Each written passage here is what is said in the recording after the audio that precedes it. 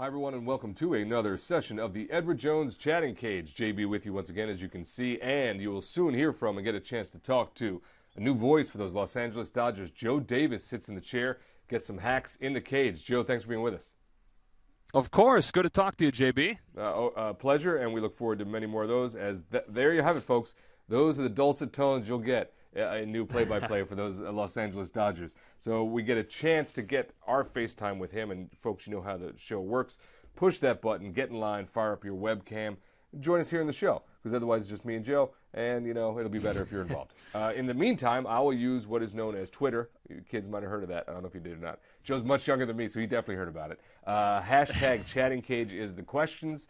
Get that hashtag in there. I'll read them. Joe will answer them. And we'll have a good time. That's pretty much the pretty much goal for that. So let's get to know Joe in the Chatting Cage. We're going to go to Todd_the Walt. Who was your favorite team growing up, Joe? I grew up in Michigan, so a lot of people assume that I grew up a Tigers fan, but I actually grew up a Chicago Cubs fan. I guess that would be the kind of the reach that WGN had, with a lot of the games being on wherever you're at across the country. So I would come home from school and flip on those Cubs games in the mid-afternoon, and my dad took me on a trip to Wrigley Field when I was really young and fell in love with the ballpark and cheered for a team that didn't win many games when I was growing up. It's maybe a little bit more interesting time to be a Cubs fan as we look forward to 2016. Yeah. What do you think, Joe?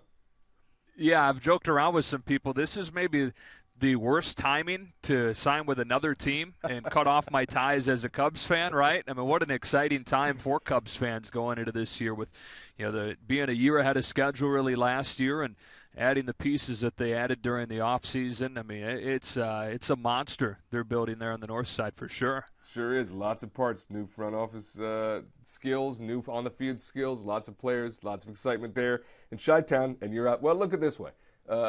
You get to go to Southern California, so that's okay. That'll have its benefits as well. There are worse places to head to, for sure. That's exactly right. We go back to Twitter. All fans get their webcams fired up.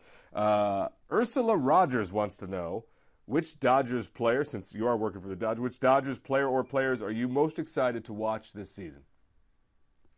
I mean, for me, it's got to be, and it's an easy one, but Clayton Kershaw. The chance to watch this guy pitch, you know, every fifth day, and we're going to get a chance to see him tomorrow in our first broadcast on Time Warner and Sportsnet LA, and the chance to watch him and the chance to do it, you know, every 5 days. One of the greatest ever to pitch. I'm looking forward to that. I mean, that's what an honor to be able to be in that chair to describe those outings and to watch that guy pitch. So that's an easy one to answer. Clayton Kershaw would be the guy that pops to mind for me. Kershaw is one of the great players in baseball right now, whether you're calling the game or not. I think fans agree. He's a guy to watch. Yeah. That's Joe Davis. I'm JB, and we have a fan. What's your name? Where you're from? What's your question for Joe? Hey, Joe. I'm John. I'm from New York. I'm a big-time baseball fan, also an aspiring broadcaster. So I have to ask you this. Other than Vin Scully, who are some of your all-time favorite broadcasters? And not just baseball. It could be from any sport, too. Yeah. Hi, John. Nice to talk to you. So I grew up, you know, I guess when the biggest games when I was growing up, so the World Series and the Super Bowl and, you know, the NFL playoffs and everything, the guy that was calling those games when I was a kid was Joe Buck. And so, you know, he was the guy that I first kind of latched onto as far as enjoying his style and, you know, the way that he captures moments and captions big moments. You go back to some of those Yankees, Red Sox, ALCS in the early 2000s, and some of his calls, you know, in those series were ones that I think are some of the great calls of all time. So Joe Buck would be a guy that I tried to, when I was first starting, model my style after. And as I mentioned, being a Cubs fan, listening to Pat Hughes on the radio, Len Casper on TV for them. Those are guys that just by osmosis, by listening and watching a lot of those games, that I took plenty from. But I think too, John, you know, Vin Scully has said that the best advice he ever got from Red Barber, who was his teacher when he started in Brooklyn, was that you bring one thing to the booth that nobody else can, and that is yourself. And so you want to be careful about taking too much from other people and losing, you know, what's most important, and that is you. Great advice, and that is, man, that's quite the advice tree, as it were, to go from Red to Scully to you to the fans anywhere. If somebody's paying attention, they want to be a broadcaster. Those are good people to listen to. Let me sum it that way. If Red Barber and Vin said it, you might want to give it some credence. Yeah.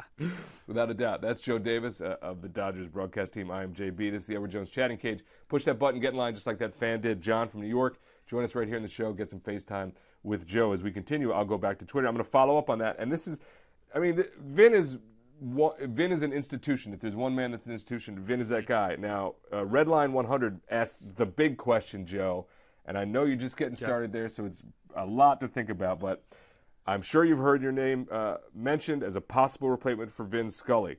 What would that mean to you, and what does it mean to you as you step into that potential?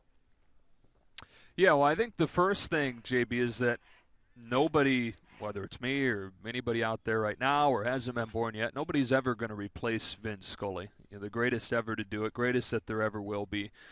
That said, I'd love to be, in the Dodgers booth for a really long time, but that's going to involve me just being the best me that I can be, and hopefully somebody that Dodgers fans can learn over time to enjoy listening to, or at least accept listening to. But, when you look at the lineage of the Dodger booth, and I was just talking with a couple of people about this before we went on, it's mind-blowing to look at the guys that have been in that booth. Before Vin, we mentioned Red Barber and the guys that Vin has been paired with over the years, and on the radio side right now even with Charlie Steiner and Rick Monday, who do incredible work, and the people that I'll have next to me in the booth, and Oral and Nomar and Alana Rizzo down in the field for us. It's as good of a television team as you'll find in baseball at this point. So, I think that it's impossible to look at it as replacing Vin Scully, because you just don't do that. But it's an honor for me to play the small part that I'm going to play here in 2016, and hopefully for a long time beyond 2016. Well, we look forward to that, and already I think lots of people are fired up about your role there, and there's an excitement in the Dodgers organization to have your voice added to, as you said, really one of the great broadcasting rosters and schools of all time there for the Dodgers organization since they were an East Coast organization. We go back to Twitter as fans get their webcams fired up to join us. We talked about the Dodgers. Little CJ wants to know, NL West, pretty iconic ballparks. Dodger Stadium, obviously amazing. 18 Stadium, clearly phenomenal as well. What's your favorite Major League ballpark? Man, I don't know if I have one in particular. Like I mentioned, growing up going to Wrigley Field makes that special for me. I really like Camden Yards in Baltimore. I think that's a special place and, is unique. I've not actually been to Fenway Park before, and I get to do a game there for Fox Sports this May, so I'm looking forward to making my first trip there and checking that out. I enjoy the old ballpark, so I'm looking forward to that one. That's a good list right there. Camden, Fenway, Wrigley, Dodger Stadium. That's just a good tour right there, no matter what you're doing. Yeah, let alone it's a good group. Getting to go work there, Joe. That's a pretty good gig as well. Yeah, most people agree. I know. Another fan joins us. What's your name, where you're from? What's your question for Joe? Hi, yes, this is Michael from Burbank, and I just want to know if there's one thing Dodgers fans should know about you, what would it be? All right. Hi, Michael. One thing Dodgers fans should know about me. There's probably a lot of things you should know about me, but let's see if I can give you one. How about I love to grill. Love to grill food, smoke meats, things like that. I just started smoking meats on my Weber kettle last summer. So it's not really a meat smoker, but turned it into a smoker. Look it up. Google it. There's a way you can do it where you can turn that Weber kettle into a meat smoker. So I enjoy doing that as a hobby. I'm not sure you needed to know that, but there's a piece of info for you. I think that's great. I think the fans are going to be stoked to know that. I also know, without a doubt, Nomar and the Bulldog are going to be really happy to know that. Because they're going to want to track that down. They may be the beneficiaries of a few of those cooks. Absolutely, folks. That's how the Edward Jones Chatting Cage works. Get your webcam fired up. Join us in the show. Ask Joe a question directly. I'm now going to go to the EDJ question of the day. With the NCAA tournament well underway at this point, Joe, who do you think has the best chance to go all the way? Well, my pick to win it all and the brackets I filled out and the team that has the best chance are probably two different things. So I do a lot of Big East basketball for Fox Sports and saw a lot of Xavier this year. And about a month and a half ago, I told myself, you know what, I'm going to pick this team to win it all. And being a little bit stubborn, even though they've not looked real good over the last few weeks of the regular season and into the conference tournament, I stuck with it. So I picked Xavier. I'm sticking with it. They may get bounced today in their 2-15 game, but I'm sticking with Xavier to shock some people and win it all. And if they do, I'll probably win some of the pools I'm in because I think I'm the only one that picked them. That's true. There probably only a lot of alumni, and you will have them as the final stands in the bracket, which puts you in a good spot to be. This is the Edward Jones Chatting Cage. That's Joe Davis. I am JB. Get hashtag Chatting Cage fired up, and I'll read that off Twitter. Meanwhile, get your webcam going, and you can talk to Joe directly. In terms of how this has unfolded in the process, nobody knows how the process of being hired by organizations works. All Points North has this question. What was the deciding factor for joining the Dodgers broadcast team for you? Yeah, I think, when you look at for me, I was in a great spot, and I'm in a great spot with Fox Sports. So it wasn't something where I was thinking, I've got to go join a team. It wasn't necessarily something that I was trying to get into. It was going to have to be the perfect situation and an opportunity that I couldn't turn down to join a team and get into that everyday grind of doing, more than 100 games a season. And there are not too many organizations out there that I would have done it for. But when the opportunity to join the Los Angeles Dodgers, and like we mentioned, the history in that booth, not just with the team. The team has such an incredible history and is as linked to its history as any team in sports. Not just that, but the way that the team's history is linked to its broadcast booth.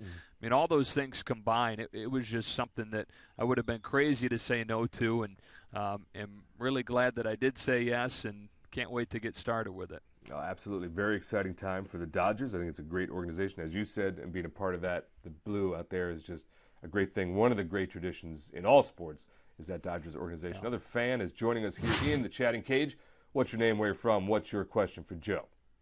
Hi, Joe. I'm Chelsea. I'm from Englewood. I was wondering, who do you think is the biggest threat to the Dodgers' chances of repeating? Yeah, well, I think that, the natural one would be to say the Giants with the 3 World Series titles over the last few years and did some good things in the offseason to address the starting pitching and to address the outfield, dealing with some injuries like a lot of teams are at this point. And then the sexy pick for everybody to contend is the Arizona Diamondbacks. So, with the moves they made, getting Zach Greinke and, going out and getting Shelby Miller, which I think is kind of an underrated guy to bring in. They had to give up a lot in the farm system in order to get him. So we'll see, a few years down the line if they're regretting going out and making that move or not.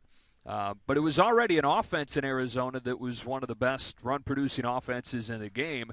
Starting pitching was a mess, and they've gone out and gotten 2 great pieces in Greinke and Miller to add to that rotation. It makes them a legitimate threat as well. But I think we all have a pretty good feeling that the Dodgers aren't going anywhere. And over the course of a 162-game season, the great part about that is that things typically even out, and the best teams typically do prevail over the course of a 162-game season. A lot of times that's contingent on how healthy you stay.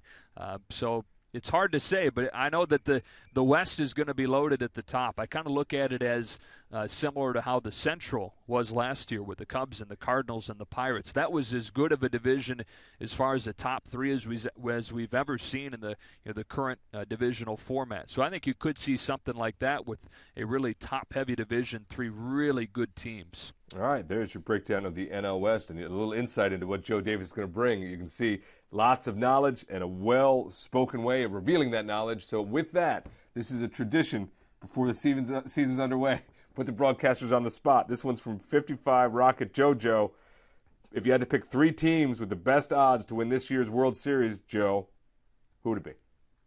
Okay, well, I'm really picking 2 because, of course, I'm picking the Dodgers, right? So There's one. Let's see. 2 others. I'm not just picking them because they're my childhood team, but the Cubs seem to be everybody's pick, and for good reason. They were right there last year, and they had some really nice pieces. We'll see how Jason Hayward turns out long term. They signed him for a while, and you can debate whether or not that was a smart move, but he helps right now. I love the John Lackey signing for them, so I think the Cubs are right there. Got to give you, naturally I think about the Mets, but I feel like I should shift over to the American League and give you a team from the AL. Let's see. Nobody really stands out. Everybody wants to hate on the Royals. Right? The computers hate the Royals for whatever reason. The computers don't want to give the Royals any credit, but it's hard it's hard to knock them because haven't we learned? You know, after they went to the World Series 2 years ago, everybody said, no, it's the last place team coming into 2015. Until they do wind up in the bottom of the division, then I think you got to continue to give Royals credit going into the season. You're right. Well, there you have it, folks. And because it's the Edward Jones Chatting Cage and it's preseason, that's locked in for the year. We'll revisit this in roughly September, October. Oh, great, we'll see how Joe did. The entire season will be based on this prediction. That's Joe Davis. Awesome. I know. Congratulations. Thanks for playing. Thank you.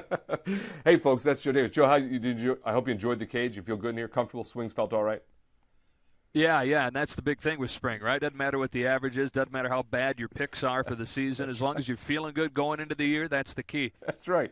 Well, thanks for helping us get going here in the spring training. That's Joe Davis, play-by-play for those Los Angeles Dodgers. I'm JB. Wraps up another round of the Edward Jones Chatting Cage. We'll see you next time.